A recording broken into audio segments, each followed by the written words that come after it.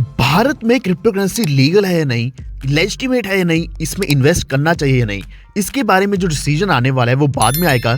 लेकिन अभी से इसके ऊपर टैक्सेस लगना शुरू हो जाएंगे। बिल्कुल ऐसा ही कहना है हमारे union finance minister Nirmala Sitharaman ji का। तो साफ साफ उन्होंने ये कहा है कि बैन तो नहीं किया जाएगा, जल्दी में ऐसा कोई भी डिसीजन नहीं लिया जाएगा, लेकिन तब तक जब तक आप अर्निंग कर रहे हैं इसके ऊपर कुछ ना कुछ टैक्सेस लग सकते हैं 1 फरवरी 2022 से लेकर 2023 तक। तो एक्चुअल में यहाँ आपको कितना टैक्स पे करना पड़ सकता है, क्या ये सच में आपको 30% देना पड़ेगा, 1% टीडीएस भी देना पड़ेगा, ये सब कुछ हम डिस्कस करेंगे डिटेल में इस वीडियो में। इसी के साथ थोड़ा सा मार्केट को भी एनालाइज करेंगे कि अभी मार्केट आगे कहां तक जा सकती है। तो वीडियो को पूरा देखते रहना। लेकिन अगर हमारे चैनल पे पहली बार आए हैं तो अभी से वॉल्व ट्रेड चैनल को सब्सक्राइब करके बेल आइकन दबा लीजिए ताकि आप तक सारे नोटिफिकेशन सबसे पहले पहुंचे।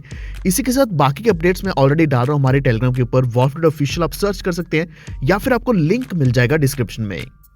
तो 1 फरवरी को जो एक डिसीजन आया था कि 1% टीडीएस है, 30% टैक्स रहेगा हमारे वर्चुअल डिजिटल एसेट्स के ऊपर या फिर उनके ट्रांसफर्स के ऊपर। तो ये तो एक छोटी सी स्टेटमेंट थी, लेकिन डिटेल्स में ऐसा क्या होने वाला है ये अभी हम डिस्कस करने वाले हैं। लेकिन अगर आपने भी इन्वेस्ट किया है क्रिप्टो मार्केट में तो आपको भी पता होगा कि अभी मार्केट फिर से नीचे आ चुकी है। 1 फरवरी को $39,300 के आसपास बिटकॉइन पहुंच चुका था, जिसकी वजह से सभी ऑल कॉइन्स अच्छा परफॉर्म करना शुरू कर चुके थे। लेकिन अभी फिर से एक डंप हमें देखने को मिला है, तो फिर से हमने $36,000 तक बीटीसी देखा है।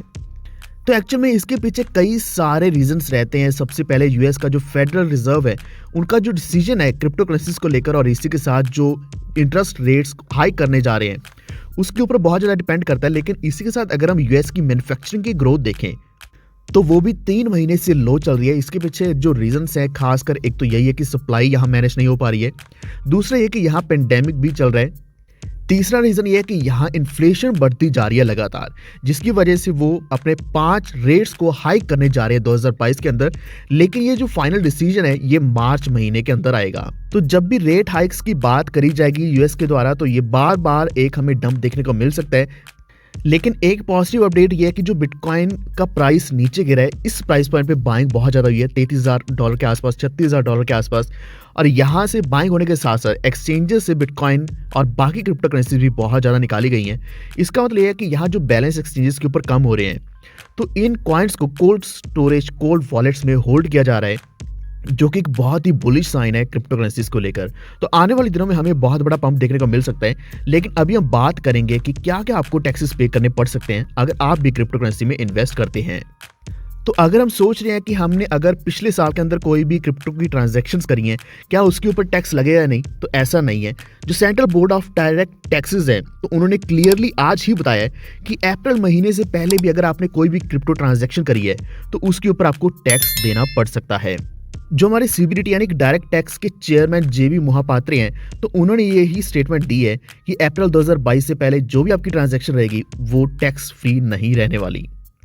तो इसी का रीजन उन्होंने ये बताया कि जो क्रिप्टो की ट्रांजैक्शंस है वो इतनी ज़्यादा बढ़ चुकी हैं कि हम यहाँ टैक्सेशन फ्री अलाउ नहीं कर सकते, क्योंकि 30% का टैक्स जो लगने वाला है अगर आप इसको बचाने की कोशिश करते हैं तो बहुत बड़ा अमाउंट है जो गवर्नमेंट के पास नहीं पहुंचेगा। लेकिन एक नीचे कमेंट करके जरूर बताना कि आप कितना टैक्स पे करना चाहते हैं, या फिर पे करना भी चाहते हैं या नहीं करना चाहते, नीचे कमेंट करके जरूर बताना। एक और बड़ी बात हमारे फाइनेंस मिनिस्टर उन्होंने ये बोली है कि यहाँ कोई भी डिडक्शन पॉसिबल नहीं है अगर आपका कोई भी एक्सपेंडिचर होता है या फिर अलाउंस होता है जब आप इन क्रिप्टो करेंसीज की कॉस्ट ऑफ एक्विजिशन कैलकुलेट करेंगे। एक और बड़ी बात, जो आपका लॉस हो रहा है transfer of virtual digital assets में, तो उसमें जो भी लॉस होगा उसको कंसीडर नहीं किया जाएगा, यानी कि सेटल ऑफ करने के लिए वो आप लॉस यूज नहीं कर पाएंगे, चाहे वो आपकी इनकम हो डिजिटल एसेट से या फिर वो आपने एज ए सिर्फ गिफ्ट ही दिया हो। जो हमारे फाइनेंस सेक्रेटरी है टीवी सोमनाथन, तो उन्होंने ये कहा कि जो बिटकॉइन है, इथेरियम है, ये कभी भी लीगल टेंडर नहीं बन सकते इंडिया में। बस एक हम जो चीज़ वेट कर सकते हैं वो ये कि आरबीआई अपना खुद का लीगल टेंडर लॉन्च करेगा डिजिटल रूपी के नाम से। तो डिजिटल रूपी ऐसा होगा जो बैक्ड अप बाय आरबीआई ही रहने वाला है, जिससे हम नॉन डिजिटल एसेट्स भी बाय कर पाएंगे इसी डिजिटल रूपी के द्वारा। इवन अगर हम कोई भी परचेज करना चाहते हैं छोटी मोटी, तो वहां भी हम यूपीआई प्लेटफॉर्म के द्वारा डिजिटल रूपी की पेमेंट कर पाएंगे।